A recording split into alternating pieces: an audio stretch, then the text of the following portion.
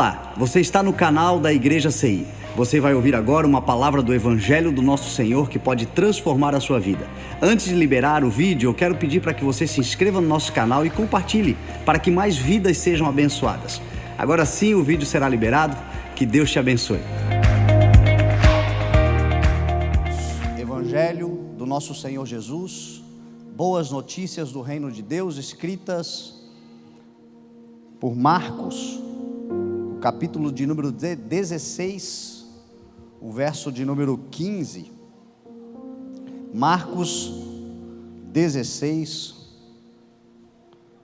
do 15 ao diante, diz assim a palavra do Senhor: E disse-lhes: Vão pelo mundo todo e preguem o Evangelho a todas as pessoas. Quem crer e for batizado será salvo, mas quem não crer será condenado. Estes sinais acompanharão os que crerem.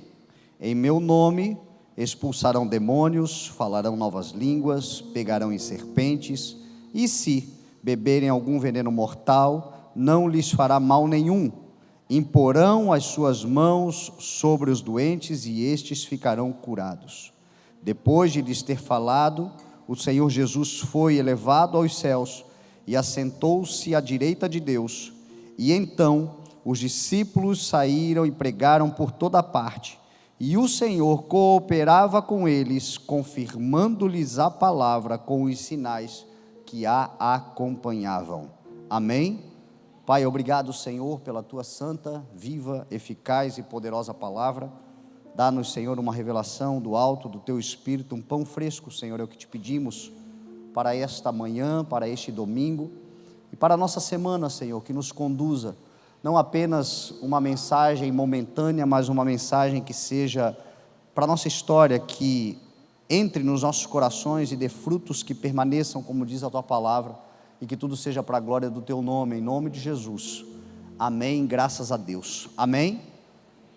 No próximo domingo, nós teremos um domingo especial aqui na igreja, domingo de Páscoa, onde para nós cristãos é talvez o auge da nossa expressão de fé e da nossa consciência do que somos e fomos feitos por Jesus Cristo, lá na cruz do Calvário, quando numa Páscoa ele foi morto, foi crucificado, mas ao terceiro dia ressuscitou. A nossa declaração de fé está sustentada no fato de que Jesus ressuscitou, o Cordeiro de Deus que tira o pecado do mundo. Por isso, a Páscoa não se trata de um coelho, se trata de um cordeiro. E no próximo domingo, então, nós teremos aqui, inclusive, um momento especial, onde o Júnior, nosso pastor Júnior, que é líder da companhia de teatro, nós faremos uma peça, um pequeno resumo do que é a nossa peça de Páscoa, que nós fazemos todos os anos. Esse ano, exclusivamente, nós não vamos apresentar a peça, porque ela não demanda apenas da apresentação na Páscoa, ela demanda de todo um ano de trabalho para que ela aconteça. Então nós queremos evoluir, avançar, fazermos algo ainda mais especial do que estamos fazendo nos últimos anos, e para isso é necessário um ano sabático, um ano de descanso, para em 2025 então nós fazermos uma nova peça de teatro com uma produção ainda mais especial para o nosso Senhor. Mas não deixaremos de comemorar, falaremos da Páscoa. E no outro domingo posterior à Páscoa, nós teremos então aqui na igreja a celebração do aniversário da igreja, 11 anos de igreja. Então os próximos 2 domingos, já coloca aí na tua agenda, que serão domingos muito especiais, no que diz respeito à nossa declaração de fé e no que diz respeito a nós como ministério, por tudo o que o Senhor tem feito em nossas vidas. O que a gente faz? A gente celebra, a gente se alegra. Aniversário é época de você ser grato ao Senhor, fazendo festa ao Senhor, porque Ele é um Deus de festa, por quem Ele é, por tudo que Ele faz, e certamente ainda fará. Você celebra o teu aniversário por causa disso, porque você existe, graças a Deus, porque você foi criado, graças a Deus, porque você nasceu, graças a Deus. Então, nada mais justo, digno e honroso ao Senhor que no teu aniversário você não fique depressivo, mas celebrativo, em nome de Jesus. Então nós vamos comemorar o aniversário. Agora, Eu especialmente nessas datas em que a gente está entrando em novos ciclos, porque é isto que vamos entrar nos próximos dias, num novo ciclo, numa nova estação, num novo tempo como igreja, em projetos que estão avançando, em palavras que estão se cumprindo e outras que se cumprirão, de tempos em tempos. Então a gente renova votos, aliança, entramos nessas estações, e eu especialmente quando nós estamos entrando nessas estações, eu fico um pouco saudosista. Eu gosto de olhar um pouco para trás, para que olhando para trás a gente possa ter sempre a memória e a lembrança do que nós fomos, do que Deus fez, do que Deus realizou. Um passado que você olha para trás não como um lugar de condenação, não como um lugar de sofrimento, não mais como um lugar de medos e traumas, mas você olhar para trás como um lugar de referência, um lugar onde você pode olhar e por mais que o passado tenha sido ruim, não deixa de ser uma referência, porque mostra agora no teu presente a bondade do Senhor. Lá atrás você era o que era e hoje você é o que é, graças a Deus. Ainda que o teu passado tenha sido um passado glorioso e talvez você esteja vivendo um presente conturbado, ele também não é um lugar para você ficar lá atrás, porque senão o teu passado vai ser depressivo. Hoje nós vivemos uma geração de depressivos. A depressão é algo muito intensa na nossa geração, e depressão é tratada muitas vezes como um excesso de passado. A pessoa está presa num relacionamento que acabou, a pessoa está presa num dinheiro que foi embora, a pessoa está presa numa condição que vivia, a pessoa está presa num tempo que já não há mais, e esse saudosismo que lhe aprisiona é então depressivo. Passado não é um lugar para você ficar lá, por isso que quem quer te conhecer não pode ir para o teu passado, você já não está mais lá, você está vivendo o hoje, você está vivendo o agora, você não está mais lá, então não adianta ir te procurar lá. Agora, sem dúvida alguma, um lugar de referência. Você volta, a palavra diz: trago-me à memória aquilo que pode me dar esperança. Como cristãos, nós não podemos deixar de olhar para trás e lembrarmos sempre do que Jesus fez por nós, lembrarmos sempre da sua graça, do seu amor, da sua entrega irrestrita, da sua condenação que nos trouxe justificação, da sua condição de ter se feito impuro para que nós fôssemos purificados. Quando a gente olha para a cruz, então a gente está olhando para um tempo que passou, porque Jesus já não está mais na cruz.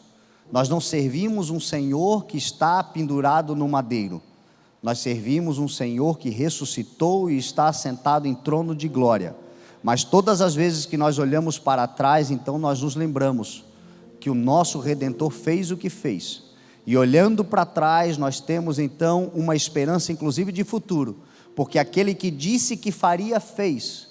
E se ele disse que faria, fez. O que ainda falta cumprir certamente acontecerá, porque a sua palavra jamais voltará vazia, antes cumprirá o propósito pelo qual ela sempre foi enviada. Na nossa vida também é assim. Como igreja nós vamos olhar para trás nesses dias, estou olhando para nos lembrar, nos alegrar. Quantas coisas boas o Senhor está fazendo, quantas coisas extraordinárias o Senhor fez por nós, quantas promessas nós temos para os próximos tempos, e sobretudo então nos alinharmos, nos ajustarmos, nem preso no passado, o passado é só referência, nem fantasiando no futuro, porque o futuro é uma promessa, mas equilibrados para vivermos o dia de hoje. Quando eu olho para o passado, eu me alegro pelo que o Senhor fez, porque eu me encho de esperança pelo que o Senhor certamente fará. Mas se eu me sobrecarregar por aquilo que o Senhor fará e ficar parado, eu tendo a me tornar ansioso, e aí a psicologia vai dizer que a ansiedade é também o excesso de futuro. Se o passado se a depressão é o excesso de passado, a ansiedade então é o excesso de futuro. E hoje, infelizmente, muitas pessoas vivem nisso. Ou elas estão saudosistas num tempo que passou, você fala com alguém, ela só sabe falar do que foi, do que aconteceu, do que era, do que passou. ou você vai falar com ela e ela está muito angustiada e ansiosa pelo que poderá acontecer, pelas coisas que virão, por aquilo, e não vive o tempo presente.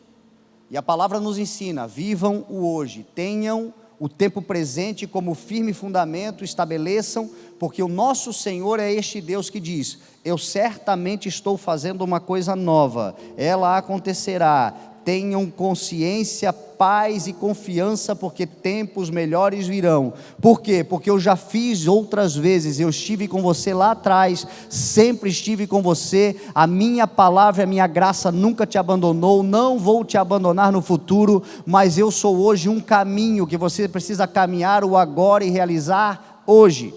O dia de hoje é o dia que nós temos para realizar. O dia de hoje é o dia que, se o Senhor falar conosco, nós não devemos endurecer o nosso coração. O tempo presente é o tempo que de fato nós podemos realizar algo e mudar a história e realizar, cooperar com o Senhor. E o Senhor que fez no passado, morreu na cruz, ressuscitou, cumpriu a palavra do Pai, veio enviado até nós, é o Senhor que foi elevado aos céus, e diz a palavra que naquele grande dia do Senhor, não sabemos o dia, não sabemos a hora, mas a nossa fé declara que um dia, no abrir e piscar de olhos, o Senhor virá com grande poder e grande glória, e tomará a sua igreja, e nós habitaremos com Ele eternamente. Você crê nessa palavra? Então Jesus fez, Jesus fará, mas entre o Jesus fez e o Jesus fará, tem o que precisa ser feito agora, e o que precisa ser feito agora é ação para a igreja, debaixo de uma determinação e uma ordem do Senhor. E disse-lhes: vão pelo mundo todo e preguem o evangelho a todas as pessoas. É o que eu preciso fazer hoje, é o que você precisa fazer agora, é o que amanhã, na segunda-feira, nós vamos fazer em nome de Jesus, porque é isto que nos foi determinado. Enquanto não vier, enquanto não voltar, enquanto não acontecer, enquanto não chegar a hora, enquanto as coisas maiores não acontecerem, existem coisas menores, simples, mas igualmente poderosas, que precisam ser realizadas hoje, e é missão da igreja dada pelo Senhor, em cooperação com seu Espírito que está sobre nós, que nos diz: vão por todo o mundo e preguem o evangelho a todas as pessoas. Está pregando o evangelho? Está anunciando o nome do Senhor Jesus? Está indo por todo o mundo e anunciando a palavra do Senhor a todas as pessoas? Um evangelho sem acepção, um evangelho sem separatismos, um evangelho que todos devem e podem ouvir. Nós estamos vivendo como igreja, como nação, como sociedade, como povo, como humanidade, um tempo de uma polarização, um tempo onde as coisas estão acontecendo de tal forma que há uma polarização ideológica, política, social, polarizações de todo tipo, famílias estão polarizadas, cidades estão polarizadas, nações estão polarizadas. Agora o evangelho é superior a tudo isso. Aqueles que pregam o evangelho e vivem o evangelho são pessoas aonde neles não foi dado o ministério da retaliação, mas foi dado o ministério da reconciliação. Jesus disse assim: bem-aventurados os pacificadores, pois eles serão chamados de filhos de Deus. O que Jesus está querendo dizer? No que depende de mim, paz com todos. No que depende de você, paz com todos. No que depende de você, cada oportunidade deve ser aproveitada ao máximo, porque os dias são maus, e todos aqueles que você tiver a oportunidade de pregar, pregue. Pregue até para o inimigo, pregue até para o adversário, pregue até para quem você acha que nunca vai se converter, pregue até para os improváveis, mas pregue como? Pregue com a vida, pregue com as ações, pregue com as atitudes. Pregue com o evangelho que sai da teoria e passa para a prática, o evangelho do dia a dia. Ir ao mundo e pregar o evangelho a todas as pessoas. Não se trata de uma pregação com um microfone na mão apenas. Hoje eu estou pregando aqui uma mensagem para a igreja de revelação do Espírito de Deus, mas as maiores mensagens que o Senhor tem me dado a oportunidade de pregar não são na plataforma, são no dia a dia. são as mensagens do comportamento diário, da relação diária, das oportunidades que nos são dadas, das ações que nós tomamos, que muitas vezes não sai da nossa boca uma palavra de Jesus propriamente, mas as atitudes são de Cristo. É isso que o Senhor espera. Vão por todo mundo e preguem o Evangelho a todas as pessoas. O que Jesus está dizendo? O Evangelho não é o Evangelho, e a igreja não é a igreja do domingo, é a igreja de todo dia. É a igreja de todo dia.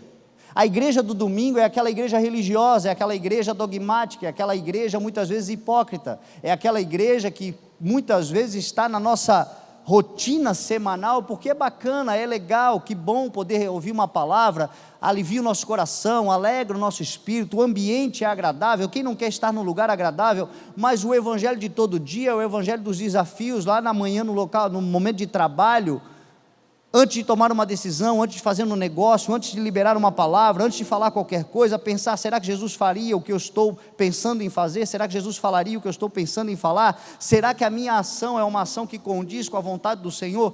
Isto é pregar o Evangelho. Eu tenho visto pessoas que estão pregando o Evangelho com as suas vidas, e as suas vidas têm se tornado uma carta pública aberta do nome de Jesus, e eles estão indo a todo mundo e pregando o Evangelho a todas as pessoas, e isto tem sido um instrumento de salvação, e tem muita gente se convertendo, sem que você abra a boca para discursar, mas você nas suas ações tem influenciado, e o Senhor está olhando para você e está dizendo, eu sou contigo. O Evangelho que prega no mundo todo. Trata-se de projetos, a igreja ela é missionária, a igreja vai muitas vezes a nações, nós já fomos a outras nações, nós já pregamos em muitos lugares, nós como igreja vamos literalmente, geograficamente ao mundo, fazendo o Evangelho, mas a pergunta aqui é, de que tamanho é o teu mundo? Porque o mundo aqui é cosmos, é muito mais uma questão de abrangência, de geografia particular, pessoal de cada um, de relação de cada um. Que tamanho é o teu mundo? Talvez o teu mundo seja um mundo de levantar e trabalhar, ir na padaria, ter uns 3, 4 amigos, umas 4, 5 pessoas que você tem capacidade de influenciar. Talvez o teu mundo, perto do mundo de outros, é pequeno, mas nesse mundo você pode ser como uma candeia acesa, brilha a vossa luz diante dos homens, para que todos vejam as vossas boas obras, não é o bom discurso, é as boas obras, e glorifiquem ao Pai que está nos céus. O nosso mundo, ir ao mundo, pregar o Evangelho a todas as pessoas. Tem gente que nós literalmente não cremos, não acreditamos que daquela pedra possa sair água, mas a palavra de Jesus para nós é: o semeador sai a semear, e ele não escolhe a terra, ele só lança a semente. Ele lança a semente. É óbvio que parte da semente cai na beira do caminho, parte da semente cai entre espinhos, parte da semente cai entre pedras, mas se o semeador não desistir de semear, uma hora a semente cai numa boa terra, e esta terra germinará e dará o fruto a 30, 60 e até 100 vezes mais, só porque o semeador não desistiu de semear. Não desista de semear, pois no tempo próprio você vai colher se você não desanimar. O maior beneficiário da pregação do Evangelho não é nem quem ouve, é quem prega. Quem prega é extremamente beneficiado pela pregação do Evangelho, e esse texto vai dizer isto. Esse texto vai dizer que o Senhor beneficia, recompensa, coopera, acompanha, serve, produz, realiza, está junto, faz com todo aquele que prega o Evangelho dele, é beneficiado diretamente, poderosamente, pela pregação de vida. A vida prega o Evangelho, e com isto o Senhor te dá favores e bênçãos que te protegem nesse mundo tenebroso, corrompido, depravado, mas tu e a tua casa não serão atingidos pelos males que estão afligindo este mundo, porque você tem sido uma carta viva, e o Senhor certamente te protegerá nessa terra. Esta é a promessa do Senhor. Jesus disse, vão e preguem. Quem vai e prega, anuncia. E aí Jesus diz assim: quem crer e for batizado será salvo, quem não crer será condenado. Então eu anuncio, alguns serão tocados também proclamarão e declararão publicamente a quem pertencem. No próximo domingo de aniversário da igreja, no culto da manhã, nós teremos uma ceia geral, aonde nós vamos, pela primeira vez, graças a Deus, um sonho antigo nosso, desde o início da igreja, o Senhor colocou no nosso coração que nós deveríamos fazer uma ceia anual de todos os ministérios da igreja. Então nós vamos nos reunir aqui no próximo domingo, dia... que dia é? Dia 6? 7. Domingo dia 7 de abril. E neste domingo dia 7 de abril nós faremos um batismo aqui na igreja. Muitas pessoas vão descer as águas. Muitas pessoas vão declarar publicamente a quem elas pertencem, a Jesus, o seu Senhor. E a pergunta é: quem creu no nome de Jesus? Quem creu na mensagem de Cristo? Quem creu que Jesus é o Senhor? Quem creu que Jesus é o Redentor? Quem crê que Jesus é o Salvador? Se você crê e não foi batizado ainda, por que não se batiza? O que te falta? Porque isso é pregação do Evangelho. O batismo não é uma formalidade religiosa, o batismo é uma declaração pública. Eu pertenço ao Senhor. Você simbolicamente sepulta uma velha criatura, uma velha forma de viver, um velho estilo de vida, um velho homem, uma velha mulher, e ressuscita, nasce, surge agora um novo homem, uma nova mulher criado para ser a imagem e semelhança do seu Senhor. E esta declaração pública já é a tua primeira mensagem. Tem gente que vai se converter te vendo se batizar. Tem gente que vai ser transformada te vendo se batizar. Tem gente que vai de fato tomar uma decisão porque você decidiu. Vai imitar a sua fé porque você declarou. E agora então você inspira mais pessoas do que você imagina. Você inspira quem nem você faz ideia. Você inspira. Então Jesus diz: quem crer e for batizado será salvo, quem não crer será condenado. Note que Jesus não diz quem não crer e não se batizar, porque tem gente que creu e não teve tempo de se batizar. Repito, o batismo não é uma formalidade religiosa, é uma declaração pública. Tem gente que crê em Jesus num leito de morte, numa cama de hospital, em uma situação de fim de vida. Ela creu, ela confessa, está salva, pela graça do Senhor, não teve tempo de se batizar. Agora, se você tem saúde, tem tempo, tem disponibilidade, não brinca com isso, declara, porque quem se envergonhar do seu Senhor, ele se envergonhará dele naquele dia, diz a palavra. E tem gente que não faz porque tem vergonha. Meu irmão, em nome de Jesus, olha para o lado e diz assim, ó, seja sem vergonha, se batiza. Próximo domingo, nós vamos ter esse momento, e esta é uma determinação do Senhor. Quem crer e for batizado será salvo. Quem prega é acompanhado. Aí Jesus começa a dizer assim, ó, e estes sinais acompanharão os que crerem. Quem creu? Quem confessa Jesus aqui? Quem conhece Jesus aqui, reconhece Jesus como seu Senhor? Então, se isto é uma realidade na sua vida, existem sinais que comprovarão que esta é de fato a tua vida, a vida com Cristo. Já não vivo mais eu, Cristo vive em mim. Estes sinais a acompanharão. Jesus diz assim, em meu nome. Esta é uma mensagem que ela é muito necessária para esse tempo, porque é de fato, como eu disse a você, eu comecei falando sobre trazer a memória, trazer a referência do passado. E esta palavra especialmente, esse texto, essa mensagem de Jesus especialmente, tem sido o que nos move como igreja, tem sido a nossa identidade. Essa mensagem mudou a minha vida.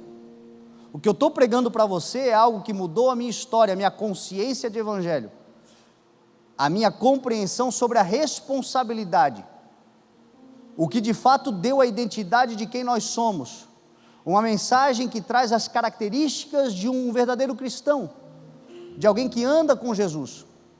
Esta mensagem eu costumava pregar ela uma vez por ano, e eu sempre fiz isso na igreja. Desde que nós entramos aqui, nós já estamos aqui, vamos para 3 anos, eu ainda não preguei essa palavra aqui, mas nas outras igrejas, uma vez por ano, eu sempre trazia esse texto com essa reflexão, com essas inspirações, porque a igreja é muito dinâmica, muita gente vai chegando, muita gente vai sendo acrescentada, muita gente vai sendo acolhida, e esta mensagem nos move como igreja, mas é uma determinação de Jesus para toda a igreja. Então todos deveriam levar essa mensagem em consideração, porque esta mensagem é a grande comissão.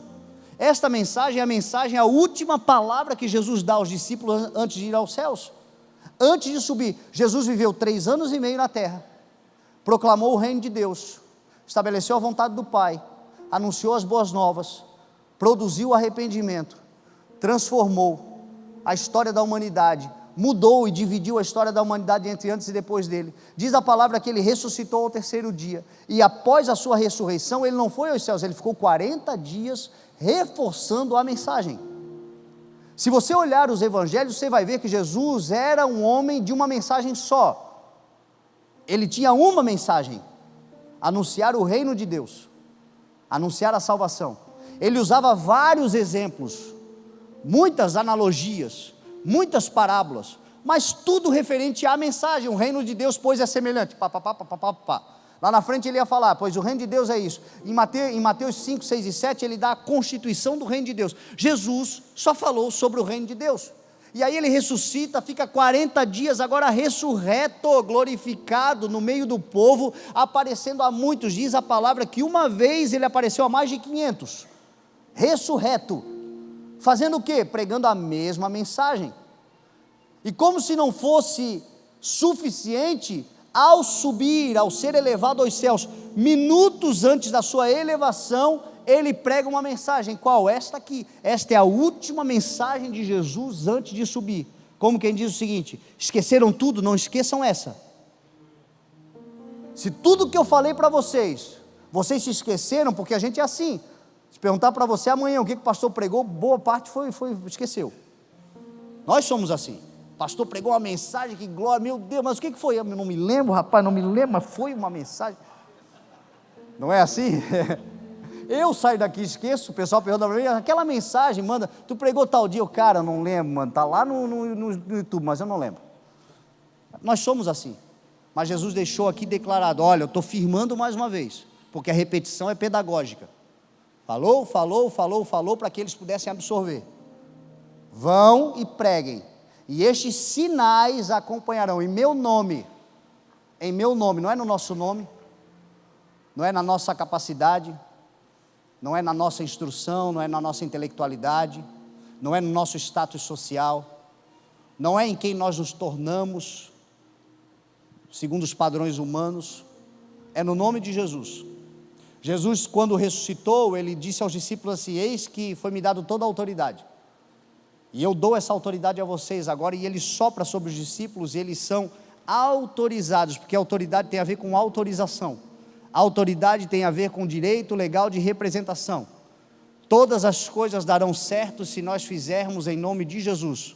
O nome de Jesus não é um amuleto de fim de frase, o nome de Jesus é o reconhecimento de que Ele é Senhor, Todo-Poderoso, Autor de todas as coisas, e agora o Autor nos dá esse direito legal de representação. Em seu nome, estes sinais acompanharão, em meu nome expulsarão demônios. Olha para o lado, pergunta aí, está expulsando demônio? Teu irmão já está fazendo assim, ó.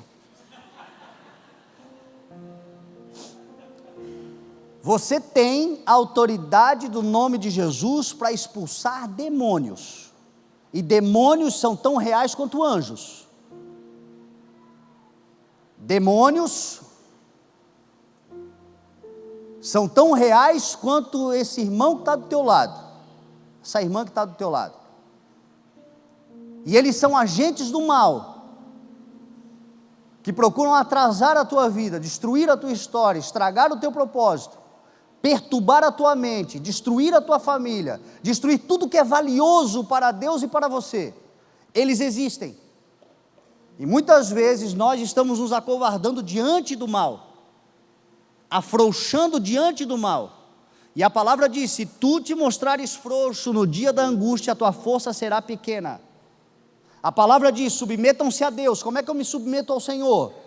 Pregando o Evangelho, crendo no Senhor, sendo uma carta viva, vivendo na verdade, deixando de ser hipócrita, deixando de ser mentiroso, deixando de ser fraudulento, viver uma vida que a luz pode brilhar em mim, e óbvio que vão ver humanidade, vão ver fragilidade, vão ver defeitos, vão ver comportamentos a serem melhorados, porque nós estamos num processo de santificação, nós não estamos prontos, mas vão ver verdade de alguém que erra, mas quer acertar. Isto é pregar o Evangelho, isto é viver a verdade, isso é viver no nome do Senhor. A partir do momento que isto acontece, é-me dado a autoridade para toda a espécie de malignidade e perversidade que se levanta contra mim, eu poder combater. Eu me sujeito a Deus e agora eu resisto ao diabo, e diz a palavra que sujeitando-se a Deus e resistindo ao diabo, ele fugirá de vós. Ele vai correr, porque ele vai arrumar outro ou outra mais fácil de ser enganado. Então eu me sujeito a Deus e eu resisto. Resistência, enfrentamento, coragem, ousadia, seja forte e seja corajoso. Mas Senhor, eu sou fraco. Sim, você é fraco porque você quem é, mas o meu poder se aperfeiçoa na sua fraqueza. Não se trata de quem você é, se trata de quem eu sou em você, e por causa do meu nome em você, até mesmo os demônios terão que recuar. Está expulsando ou está correndo? Uma vez nós vivemos uma experiência aqui na igreja que hoje é engraçada. Estava pregando uma palavra e no final da palavra houve uma manifestação, uma possessão demoníaca, e uma senhora teve esse momento, e na época, uma correria dentro da igreja, aqueles irmãos assim, sai Satanás, e o sangue de Jesus tem poder, e vão correndo e querendo expulsar, e aquela confusão. E eu me lembro que eu vi a confusão, eu peguei, larguei o microfone, fui lá, falei no ouvido daquela mulher, disse assim: olha, em nome de Jesus, Satanás, esta mulher não te pertence, ela chegou aqui para ser liberta, sai agora. E imediatamente aquela mulher foi liberta. Por causa do quê? Por causa do nome de Jesus e a autoridade que nos foi dada. Não se trata de nós, se trata dele em nós. Agora, o que eu quero falar aqui não são dos demônios que quando perdem fazem escândalo. Porque a Bíblia diz que muitos se manifestavam de forma demoníaca diante de Jesus, mas toda manifestação diabólica, quando isso acontece, é porque ele já perdeu. Porque ele é barulhento, escandaloso, ele gosta de sair gritando, mas ele já perdeu. O problema não é esse tipo de demônio. O problema é o tipo de demônio que age como ele gosta de agir, no oculto, no secreto, por debaixo dos panos. Porque enquanto ele age secretamente, de forma oculta, até mesmo fazendo você pensar que ele nem está ali, é a grande força que ele tem. Porque a luz precisa brilhar. E tem muitas coisas que estão acontecendo na nossa vida que são literalmente ações de manipulações, de opressões, de inimigos se levantando contra a nossa vida, contra a nossa família, contra os nossos negócios, contra a nossa casa, contra quem nós somos, contra o que Deus estabeleceu na nossa vida. E o que a gente faz? A gente se desespera, a gente pede oração, a gente corre, a gente xinga, a gente faz de tudo, mas não faz o que tem que ser feito. Se levantar com a autoridade e dizer assim: aqui não, quem governa aqui é Jesus Cristo, então sai e sai já. Expulsar, expelir, mandar para fora, dizer que a tua casa e a tua vida pertence ao Senhor. Perceber, inclusive, e ter o discernimento, como Paulo disse aos Coríntios, na sua segunda carta aos Coríntios, ele disse assim: não é de se admirar que até o próprio Satanás se disfarça de anjo de luz. Assim, não é uma surpresa também saber que os seus servos também vão se apresentar como servos de justiça, quando são servos da justiça, mas o seu fim certamente será o que as suas obras merecem.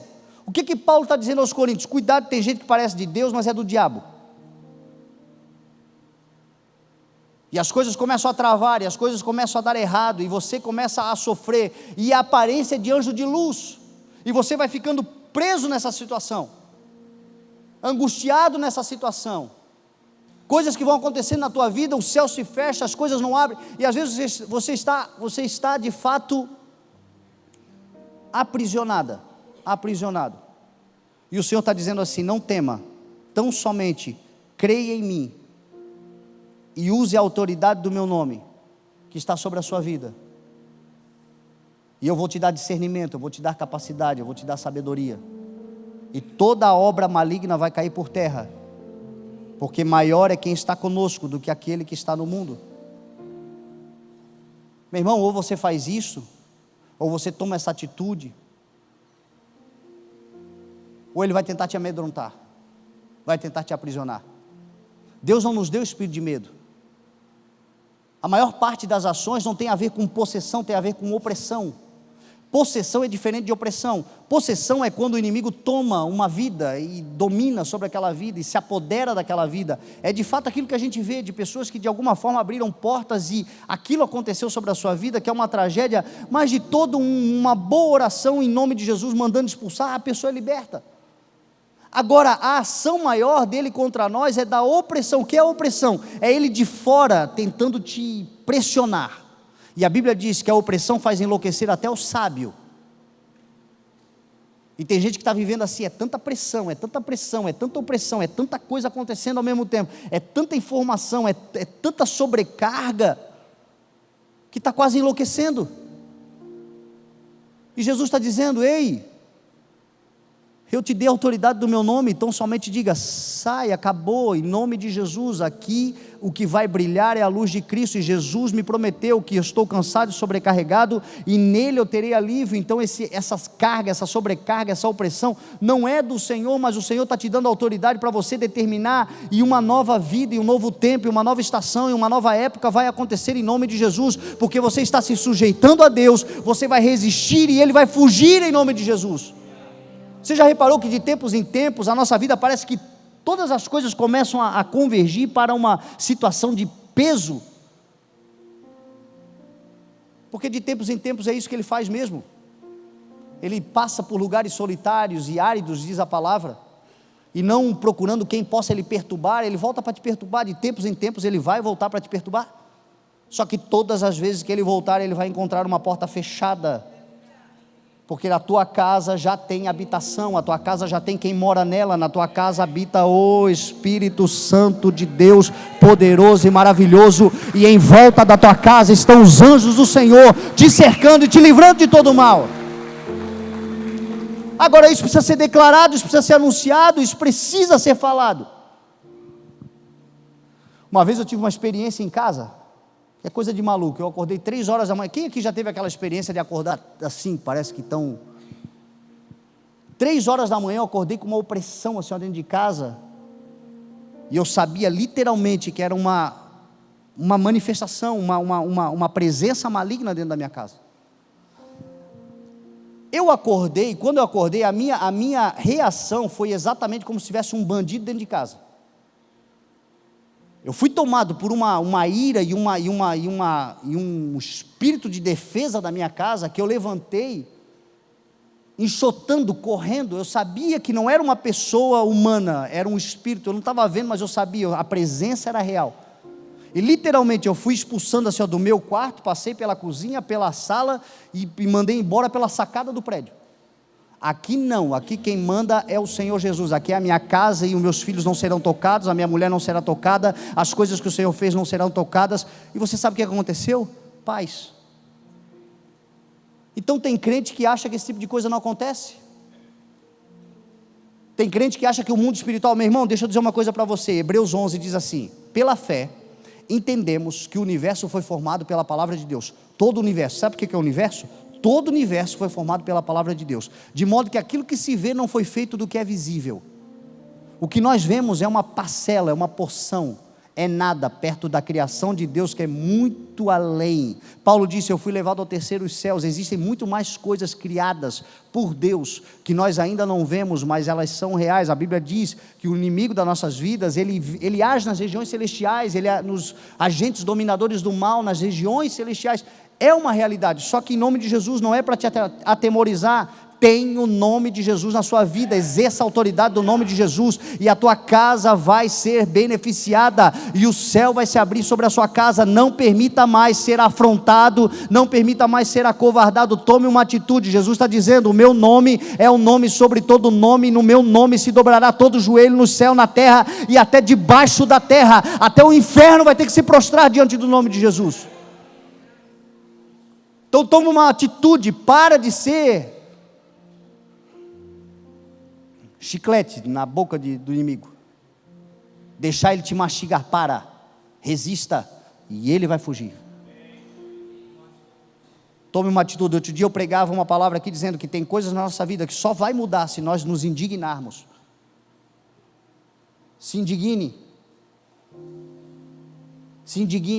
com as obras das trevas, fique indignado com gente que parece que é servo de justiça, mas é mensageiro do mal, se traveste de anjo de luz, mas é na verdade um hipócrita. Muitas vezes servos e agentes, servos de Satanás, que são instrumentos de Deus para perturbar a tua vida, e essas pessoas estão dentro da tua casa, essas pessoas estão dentro da tua relação íntima, essas pessoas você está botando para sentar na mesa, e você sabe. Por que eu sei? Porque você tem o Espírito nos convence, o Espírito nos direciona, o Espírito discerne. Você sabe aqui dentro, você está insistindo nessa relação, e você sabe aqui dentro que essa relação não é saudável. E a Bíblia está dizendo assim, ó, expulsa, é para expelir da tua vida. Já, gente, vocês estão... Vou expulsar, hein? Vocês são anjos de luz. Olha, falarão novas línguas. Uma das evidências do Evangelho em nós é uma nova linguagem, é uma nova comunicação, são novas palavras. Você já viu que quem se converte, de repente o seu vocabulário começa a mudar? Era 10 palavrões para cada frase, e hoje a palavra começa a mudar, e a pessoa começa a se sentir incomodada por aquilo que... E ela começa, porque o Evangelho e o Senhor Jesus e o Espírito de Deus em nós nos dá uma nova linguagem, nos dá uma nova forma de comunicação, nos dá uma palavra que entra, que muitas vezes é como flecha que acessa os corações. Você sabe que muitas coisas não tem a ver com o que você está dizendo, mas é como você está dizendo. Tem coisas que a gente ainda não acessou, corações que a gente não acessou, marido e mulher que muitas vezes estão num conflito, e não tem a ver com o que diz, ele tem a razão, ela também tem razão, a maneira como estão falando está ofendendo um ao outro, e não entra num consenso, porque não é o que falam, é como falam. Então precisam de uma nova forma de falar, uma nova linguagem de falar, uma nova forma de abordar, e esta nova forma de abordar, o Espírito de Deus dá. Jesus disse assim: em meu nome vocês falarão uma nova língua.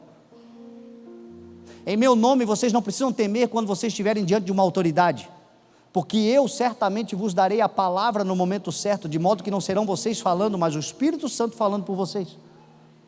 Tem lugares que nós vamos, que nós precisamos ter a palavra certa, nós não podemos errar. Tem pessoas que nós vamos conhecer, que nós vamos ter 5 minutos, ou a gente fala o que tem que ser dito, da forma como tem que ser dita, ou uma porta não se abrirá. E muitas vezes o que acontece? Nós temos verdadeiro pavor de abrir a boca, de comunicar, de falar. Nós somos imagem e semelhança do Senhor, exatamente porque nós somos a única espécie natural na terra que se comunica através de palavras. E uma nova palavra vai ser nos dada em nome de Jesus. Uma linguagem para você fechar grandes negócios, uma linguagem para você ganhar o coração dos teus filhos, uma linguagem para você ganhar o coração da tua esposa, do teu esposo, uma linguagem para você conseguir adentrar, falar, se posicionar, ser ouvido e ser respeitado e respeitada. Isto é o nome de Jesus. Para quem? Para quem crê no nome de Jesus, para quem anda com o Senhor, para quem está no Senhor, para quem lê a sua palavra, para quem respeita a sua instrução, para quem absorve o seu ensino, uma nova linguagem vai ser dada. O ensino de Jesus é mais atual, meu irmão, do que o jornal que vai sair amanhã. E Jesus está falando: em meu nome falarão uma nova língua. O mundo tem falado uma linguagem, mas vocês falarão uma nova linguagem. Em meu nome pegarão serpentes, Olha um outro sinal poderoso daqueles que andam com o Senhor. Serpente na Bíblia é um arquétipo de sagacidade, de astúcia, de gente matreira. Lá em Gênesis capítulo 3, a primeira vez que a palavra serpente aparece, ela aparece como sendo o animal mais astuto de toda a criação. Quem são as serpentes? São os espertalhões, os que pensam que são espertos, e que muitas vezes nos fazem de bobo, e o Senhor está dizendo assim, não, nunca vi um justo desamparado, em meu nome você não será feito de boba, em meu nome toda astúcia,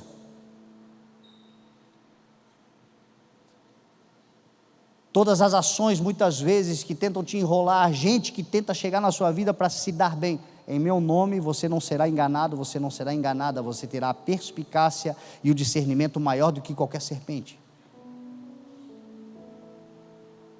Jesus disse, sejam prudentes como a serpente, não é para você ser serpente, mas é para você olhar para a serpente e ver, ela é prudente, ela é perspicaz, ela é audaciosa, você vai ser melhor do que ela. A Moisés, Deus disse assim, joga no chão esse cajado, e Moisés jogou no chão o cajado, e diz a palavra que quando Moisés joga no chão o cajado se transforma numa serpente, e ele corre da serpente, ele fica com medo, porque é normal, não sei você, se eu ver uma cobra eu saio correndo, mas o que o Senhor está dizendo aqui não é da serpente bicho, o Senhor está dizendo aqui de pessoas que têm essa sagacidade. Aí Deus disse assim para Moisés, Moisés, pega essa serpente, pela cauda dela, e diz a palavra que quando Moisés pega, a serpente se transforma de novo num cajado, ou seja, o poder e a autoridade do nome do Senhor na vida de Moisés neutralizou a ação da serpente, e é isso que o Senhor faz sobre a nossa vida. O poder e a autoridade do nome de Jesus sobre nós neutralizará toda a ação, perspicácia, veneno de serpente em nome de Jesus. Serpentes não mais te enrolarão, serpentes não mais te picarão, serpentes não mais produzirão dano. Pode até dar uma mordida, como mordeu a mão de Paulo, mas ele sacudiu no fogo, e todo mundo disse, agora morre, agora conseguiram destruir, agora conseguiram acabar, e diz a palavra que nada aconteceu, porque a autoridade do nome de Jesus é antídoto contra todo veneno, de seja qual for a serpente, em nome de Jesus. Utilize o poder do nome de Jesus sobre a tua vida. Novamente eu digo, o nome de Jesus não é um amuleto de fim de frase, o nome de Jesus é o nome sobre todo nome, que nos habita em todas as coisas, e por isso que dele, por ele, para ele são todas as coisas, ele é tudo em todos, e para todas as áreas da nossa vida, Jesus é suficiente, é necessário, é importante, e o seu nome pode ser sim, através da nossa autoridade que ele nos constituiu, ser aplicado, e aplicando o nome de Jesus, nós vamos vencendo de glória em glória. E se beberem algum veneno mortal, não lhes causará dano algum. Fala aí para o teu irmão, não é para beber veneno, mas se por um acaso beber, repita, se, não vai produzir mal algum. Você crê? Se o nome de Jesus anula também qualquer ação de veneno, por que tanta gente anda envenenadinha, né? Falta Jesus. Por que tem tanta gente magoadinha dentro da igreja? Por que tem tanta gente que ai, ui, ui, ui, ai. Ô meu irmão, cresça. Não é para beber, mas diz a palavra que o escudo da fé, usando uma outra analogia, que quer dizer a mesma coisa, nos protegerá contra toda seta inflamada do maligno. Tem gente que sim, volta e meia vai entrar, sabe aquela acusação que você está firme, você está madura, você está em Deus, mas tem coisa, meu irmão, que entra, tem coisa que bate assim, pá, ai, miserável. Tem gente que consegue acessar, e a fé é abalada, e a dor vem, o incômodo, porque por mais que não vai produzir mal, esse mal que a palavra diz, e se beber algum veneno mortal, não causará dano algum, esse dano é o dano de morte, porque o que o veneno faz? Mata. Agora, é inevitável o amargor, é inevitável talvez enfiar o dedo na goela, dar aquela vomitada, é inevitável o mal-estar, É inevitável, porque veneno é veneno, e se o veneno entrar na tua circulação, vai produzir algum tipo de mal-estar, mas não vai produzir morte, em nome de Jesus. Não se deixe ser envenenado. Se por um acaso alguém te envenenar, vai para casa sabendo que esse veneno não vai destruir a tua vida. Amanhã você vai acordar melhor, amanhã você vai ter esquecido, amanhã você vai ter perdoado, amanhã vai ter passado, e você vai continuar vivendo uma grande vida extraordinária, independente do que passou, independente do que fizeram. Tem gente que foi traída, é veneno. Tem gente que foi enganada, é veneno. Tem gente que foi desprezada, é veneno. Tem gente que foi desonrada, tudo isso é veneno, gente. Nós somos seres que o pecado original está em nós, e o pecado é um veneno. É por isso que o pecado produz a morte, porque é o veneno do mal e da desobediência em nós, todos nós temos. Agora, o sangue de Jesus nos purifica de todo veneno. Então uma coisa é o incômodo. Tem hora assim que, vontade de pegar, mas não pega, deixa para lá. Que o nome de Jesus seja mais forte, para que toda ação não gere uma reação de igual proporção àquilo que fizeram, mas uma reação de constrangimento, contrária àquilo que esperam. Porque não é porque o veneno entrou em você que você vai cuspir veneno. O veneno vai entrar em você, e por mais que uma seta inflamada entre em você, quando a seta entra, o que sai é sangue. O sangue que sai não é envenenado, é o sangue de Jesus que purifica, que transforma, que constrange, que muda. Isso é o que nós carregamos dentro de nós, o nome de Jesus. Se por um acaso acontecer, vai doer, mas não vai matar, vai amargar, mas não vai destruir. E porão as mãos sobre os doentes, e eles ficarão curados. E eu encerro aqui, dizendo para você olhar para a tua mão. Olha para a tua mão. A tua mão tem propriedades curativas, não destruidoras.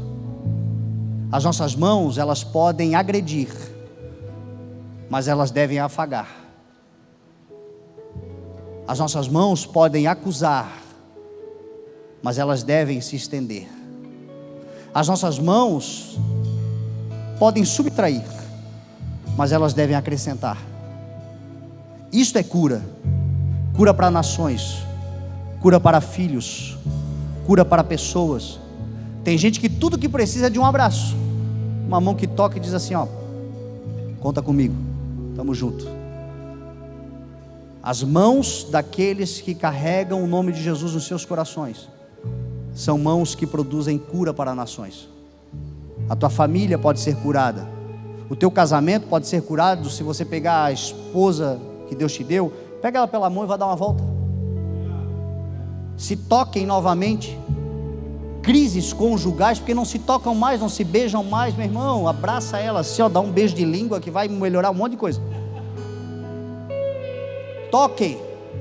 O toque é poderoso, o abraço é poderoso, as mãos são poderosas, e o Senhor está dizendo: e vocês porão as mãos, e toda doença vai embora. Se as mãos nossas, humanas, simples, são possíveis curar doenças de fato, enfermidades, quando a gente impõe as mãos, porque Jesus está falando de oração também, é óbvio. Imporão as mãos sobre os doentes, eles ficarão curados. Quanta gente que a gente já viu que foram curadas, viveram processos de milagre, que não é explicável naturalmente, porque Deus fez através de um servo, de uma serva, que só impôs a mão com amor, não com misticismo. Uma vez, a minha filha foi internada no hospital, para encerrar, tinha 6 meses de idade, a Bela, a minha mais nova, e ela teve um abscesso, e 6 mesinhos, e esse abscesso inflamou de tal forma que ela precisou fazer uma cirurgia para tirar. E aí ela foi para o Hospital Pequeno Anjo, e marcada a cirurgia, 6 meses, é de fato um risco. E aí eu fiquei com ela 1 semana no hospital, ela na medicação e tal, para os exames, para fazer a cirurgia, e a minha esposa passava de dia e eu dormia de noite no hospital. E o andar que ela ficou era o andar da UTI, também do hospital. E foi uma semana muito difícil, porque eu vi crianças morrendo, e eu ouvia na madrugada o choro de pais, aquele choro desesperador de pais perdendo seus filhos, e não dá para mensurar Só dá para ficar angustiado. E um daqueles dias eu estava descendo de manhã cedo para tomar um café, e eu encontrei um casal bem na porta da UTI, e a menina deles tinha feito uma cirurgia para retirada de metade de um pulmão. Ela teve um problema no pulmão e ela teve que fazer a cirurgia, ela foi retirado o pulmão. E ela estava na UTI se recuperando. E quando eu passei, esse casal me reconheceu. Ô, pastor Fernando, tu está aqui? Eu disse, não estou, tá. Ah, minha filha, a nossa filha foi operada. Será que você não podia entrar para orar por ela? E eu vou dizer para você, quando elas fizeram, eu cheguei a dar um passo para trás assim, meu Deus, eu não quero entrar na UTI. E eles não me deram opção, eles foram me pedindo e já me botando para dentro assim, só pode entrar uma pessoa na UTI, não podiam entrar comigo. E eles disseram, ela está lá no fim, lá no leito tal, número tal, vai lá, ora por ela, só ora por ela. E eu fui. E eu fui olhando aquelas crianças entubadas, aquela situação tão triste. E quando eu cheguei no leito que a menina estava, eu entendo por quê, mas a verdade é que o Senhor fez eu ver o Luca, meu filho do meio. Todo semblante, todo ar, não era a menina, o nome dela é Radassa, não era a menina que eu estava vendo, eu estava vendo o Luca. Era o Luca. E ali eu fui tomado pelo sentimento do amor, da paternidade, o sentimento de um pai e de uma mãe que é capaz de entregar a sua vida para o seu filho sobreviver. Quem é pai e mãe aqui sabe. Se tiver que escolher entre eles e nós, a gente morre, e eles ficam, porque a gente é capaz disso. E o sentimento que eu tive foi esse, foi um sentimento assim, Senhor, troca de lugar dessa menina comigo, assim, Senhor, não deixa ela sofrer. E eu não fiz uma oração, Senhor, em nome de Jesus eu declaro a cura, eu só disse assim, Senhor, tem misericórdia,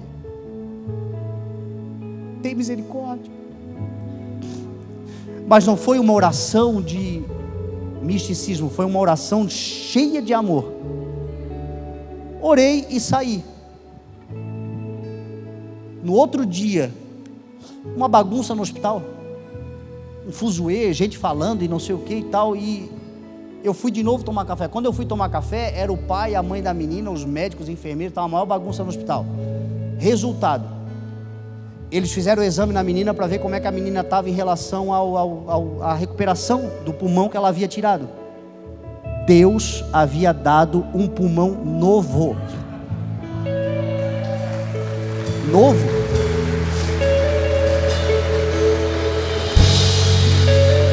Não é que o pulmão ruim ficou bom, não houve cirurgia.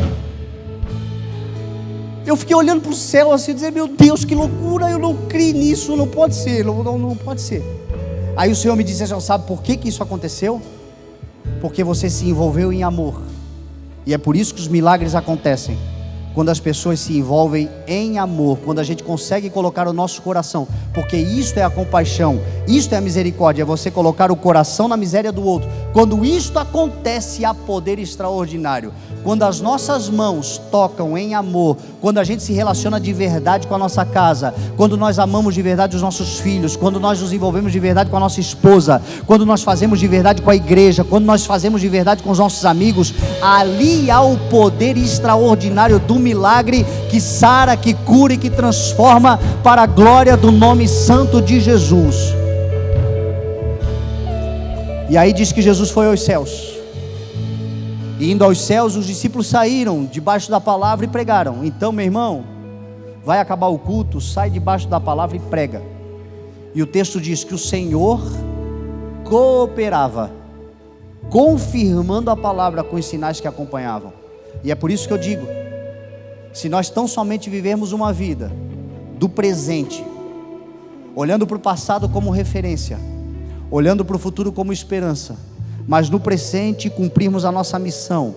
Às vezes as pessoas perguntam, qual é o meu propósito de vida? O teu propósito de vida é ser uma carta do Evangelho, é uma carta de Jesus, que as pessoas leiam e vejam Jesus em nós. Se isto acontecer, olhe os benefícios que foram pregados aqui. Somos nós que vamos colher. Em meu nome, o mal não vai se levantar mais contra a tua casa, e ainda que se levante, vai ter que sair em nome de Jesus. No nome do Senhor, uma nova linguagem para acessar corações. No nome do Senhor, uma proteção contra todo veneno. O nome do Senhor, uma perspicácia maior e mais audácia e coragem do que aqueles que se acham espertalhões, que tentam muitas vezes nos passar a perna. No nome de Jesus, uma casa em amor, uma igreja em amor, uma sociedade que acolhe gente de Jesus, que faz coisas extraordinárias e por isso são propriedades de cura. Diz a palavra no Salmo de número 1, que aquele que medita na lei do Senhor de dia e de noite é como árvore plantada junto a águas correntes, dá frutos na estação própria, as suas folhas não murcham e as suas folhas são propriedades de cura para nações. É isso que nós somos. Então eu quero te convidar a ficar de pé nesta manhã, em nome de Jesus.